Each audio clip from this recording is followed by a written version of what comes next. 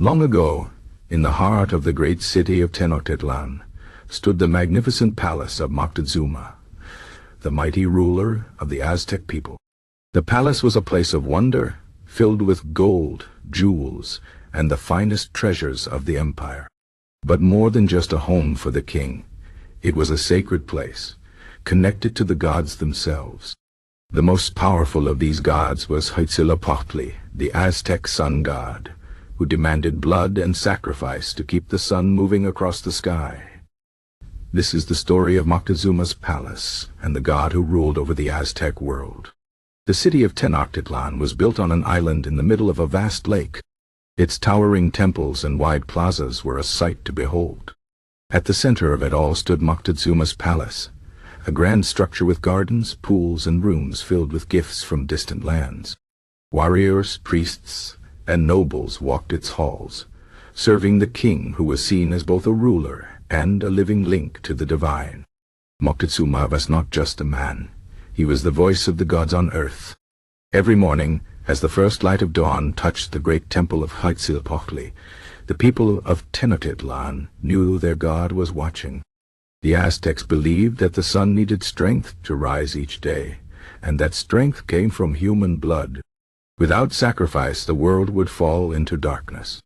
Moctezuma, as the king, had to ensure that the rituals were performed correctly.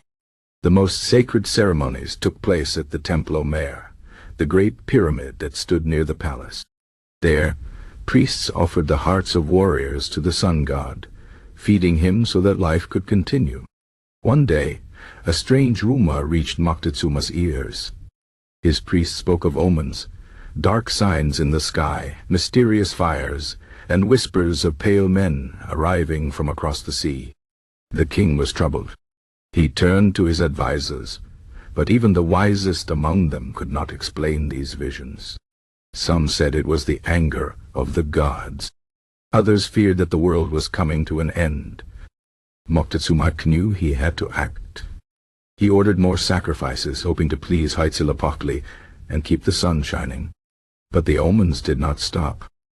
Soon, word came of strangers landing on the eastern shores. These men wore metal clothes, rode beasts like giant deer, and carried weapons that spat fire. They called themselves Spaniards, led by a man named Hernán Cortés. Moctezuma was unsure what to do. Some of his warriors wanted to fight, but the king hesitated. Could these strangers be gods? The legend of Quetzalcoatl, the feathered serpent who once ruled the Aztecs and promised to return, filled his mind. Was Cortés the god coming back to claim his throne? Moctezuma decided to welcome the strangers with gifts, hoping to avoid conflict. He sent gold, jewels, and fine feathers to Cortés, but this only made the Spanish leader more eager to reach Tenochtitlan.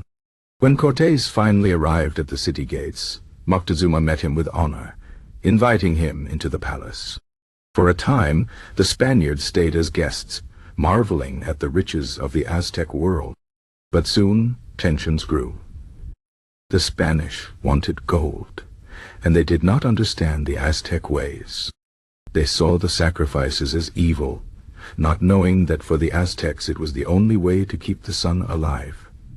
One day, while Cortés was away, his men attacked the Aztecs during a sacred festival.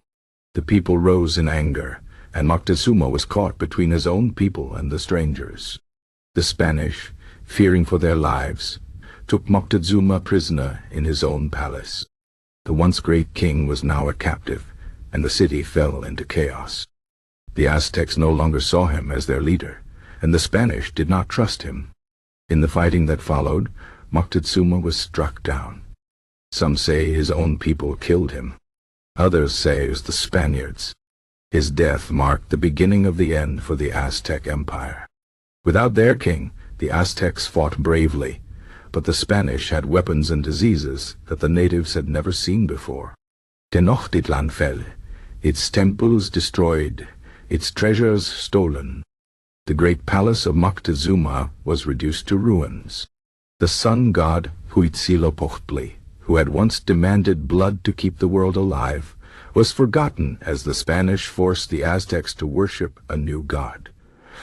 But even in ruin, the memory of Moctezuma's palace lived on.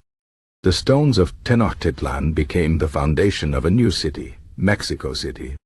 Deep beneath the modern streets, the old temples and palaces still lie buried, waiting to tell their stories. The legend of Huitzilopochtli, the sun god who needed blood to survive, faded into myth. Yet on quiet nights, some say you can still hear the echoes of ancient chants, a reminder of the time when the Aztecs ruled and the sun itself depended on their faith.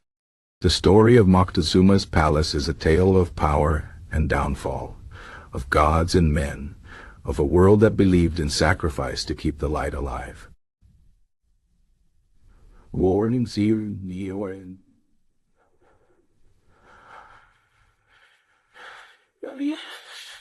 Today we look back and wonder, what if the omens had been wrong? What if the Spanish had never come? Would the Aztec Empire still stand, with its golden palaces reaching for the sun? We will never know. But the stones remember, and the myths live on.